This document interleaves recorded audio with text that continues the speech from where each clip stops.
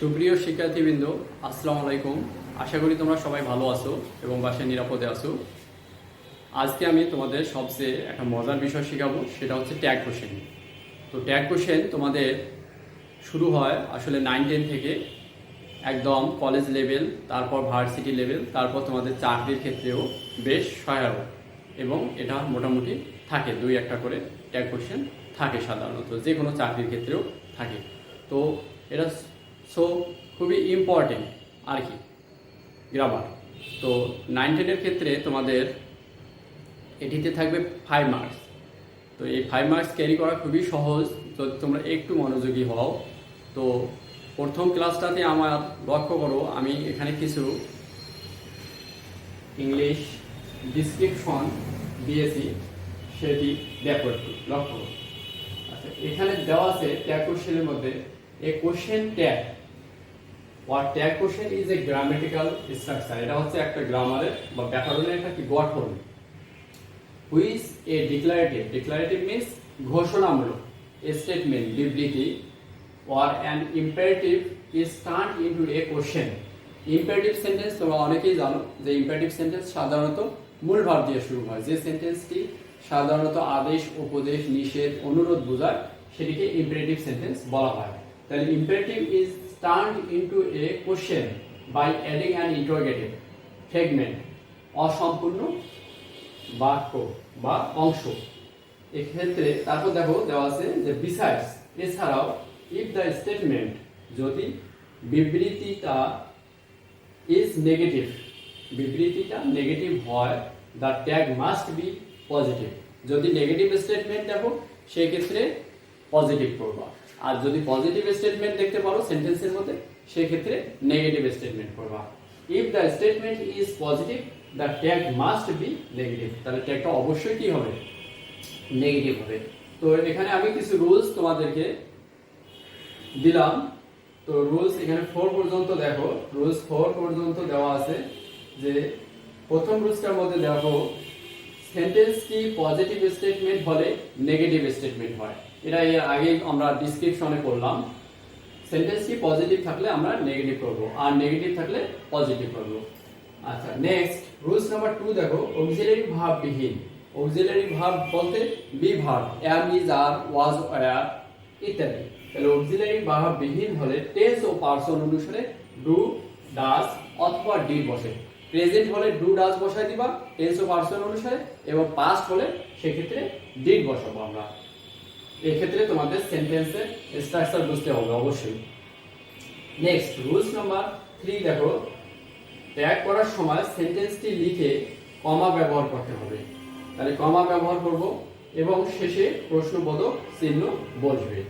তাহলে সেন্টেন্সটি যখন থাকবে কোশ্চেনের মধ্যে সেক্ষেত্রে সেন্টেন্সটি তোমরা পুনরায় লিখবা, লিখে তারপর কমা দিবা, কমা দিয়ে তারপর শেষে প্রশ্নবোধক নোট অফ ইন্টারোগেশন দিবা।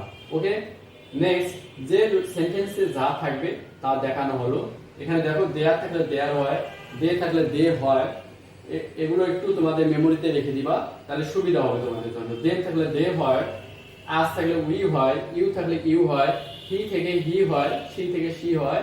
নেম, যদি কোনো নাম থাকে, যে কোনো নাম যদি থাকে, ছেলে অথবা মেয়েরই নাম হোক, সেক্ষেত্রে পার্সন অনুসারে প্রোনাউন হবে। তোমাদের যে কোনো ধরো যে বন্ধুর নাম হচ্ছে রুমন বা সুমন, সেক্ষেত্রে তার অনুসারে হি দিবা, যেহেতু রুমন এবং সুমন হচ্ছে ছেলে, হি দিব। আর যদি মেয়ে থাকে যেমন রুমা, সেক্ষেত্রে আমরা সি দেব। ওকে, নেক্সট মডাল যদি থাকে, মডাল ইকুয়াল মডাল, এক্ষেত্রে কোনো চেঞ্জ হবে না। তো আমি এখন যদি এক্সাম্পল দেই তাহলে তোমাদের আরো ক্লিয়ার হবে। এক্সাম্পলগুলো তোমরা একটু লক্ষ্য করো। এখানে এক্সাম্পল আমি নিচেই দিচ্ছি, তোমাদের এই রুলসগুলো থাক এখানে দেওয়াই আছে, একটু রুলসগুলো লাগবে। আর এগুলো একটু আমি মিশাই দিলাম, এগুলো তোমাদের বইয়েও আছে এবং তোমরা একটু ভিডিও থেকে ওটা সেভ করে নিবা। তাহলে দেখো, একটু যদি এক্সাম্পল আমরা সেভ দেই তাহলে আমরা আরো ক্লিয়ার হব ইনশাআল্লাহ। তাহলে যেমন সেন্টেন্সটি পজিটিভ স্টেটমেন্টে থাকলে নেগেটিভ স্টেটমেন্ট হয়। এটা দিয়েই ধরো যে হি ইজ গুড বয়, এটি আছে, এটি ধরো কোশ্চেনের মধ্যে দেওয়া আছে। তাহলে এই ক্ষেত্রে আমরা ট্যাগ করার সময় যখন ট্যাগটা করবো, এটা যে ট্যাগটি করার সময় এই সেন্টেন্সটি আমরা কারেকশন যখন করব, যেমন হি ইজ আ গুড বয় লিখলাম, লিখে এখানে বলছে সেন্টেন্সটি পজিটিভ স্টেটমেন্ট হলে নেগেটিভ, তাহলে পজিটিভ স্টেটমেন্ট আছে আমরা নেগেটিভ করব। আচ্ছা, ট্যাগ করার সময় সেন্টেন্সটি লিখে 3 নম্বর রয়েছে, দেখো সেন্টেন্সটি লিখে কমা ব্যবহার করব, একটি কমা দিবা, কমা ব্যবহার করব এবং শেষে প্রশ্নবোধক চিহ্ন বসাবো। তাহলে এই ধরনের একটা টান দিয়ে শেষে প্রশ্নবোধক চিহ্ন বসাবা, তাহলে পজিটিভ নেগেটিভ করে দাও। তাহলে ইজ থেকে isn't, contracted isn't he, subject হিসেবে যা ছিল অবজেক্ট হিসেবে তা যাবে, ঠিক আছে।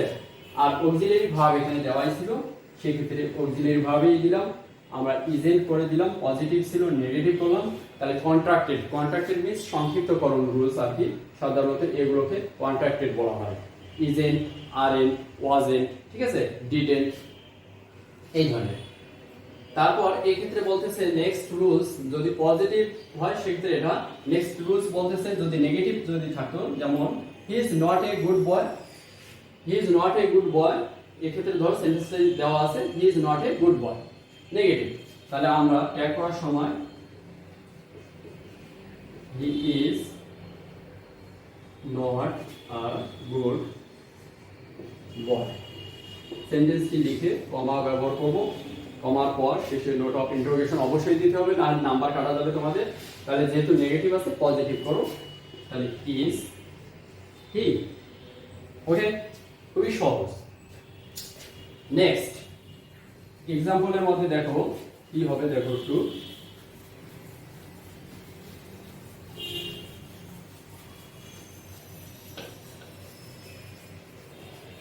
এখানে বলছে অক্সিলারি ভার্ব বিহীন, এর আগে দেখাই দিলাম অক্সিলারি ভার্ব যুক্ত। অক্সিলারি ভার্ব বিহীন হলে টেন্স ও পার্সন অনুসারে ডু, ডাজ অথবা ডিড বসাবো। যদি প্রেজেন্ট হয় তাহলে ডু বা ডাজ, যেমন এক্সাম্পল দেখো যে হি kills the bird,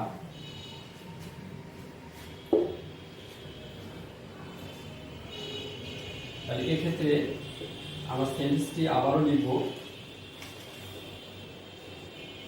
he kills the bird, কমা দিলাম, শেষ প্রশ্নবোধক চিহ্ন অবশ্যই দিতে হবে। তাহলে যেহেতু প্রেজেন্টে আছে তাহলে টেন্স ও পার্সন অনুসারে ডু বা ডাজ, তাহলে ডাজেন্ট, পজিটিভ নেগেটিভ করো, ডাজেন্ট হি। যদি থাকতো সেন্টেন্সটি পাস্টে, যেমন হি killed the বার্ড, তাহলে সেক্ষেত্রে ডিডেন্ট হি, এই ধরনের। তাহলে পাস্টে থাকলে সেক্ষেত্রে ডিডেন্ট, আর প্রেজেন্টে থাকলে ডু বা ডাজ, টেন্স ও পার্সন অনুসারে। আচ্ছা, এখানে বলছে নেক্সট, তারপর রুলসের মধ্যেই তোমাদের ছিল রোমান সংখ্যা দিয়ে যে মডাল যদি থাকে সেন্টেন্সের মধ্যে, দেখা যাচ্ছে যে কোনো মডাল যদি থাকে তাহলে মডাল ইকুয়াল মডাল অক্সিলারি ভাবে বসাবো আমরা। এটা একদমই সহজ, তোমাদের রুলসটা একটু দেখো, লক্ষ্য করো। যেমন হি ক্যান ডু ইট, তোটা যে এটাই দেওয়া আছে, সেক্ষেত্রে সেন্টেন্সটি লিখবো ধরো একইভাবে,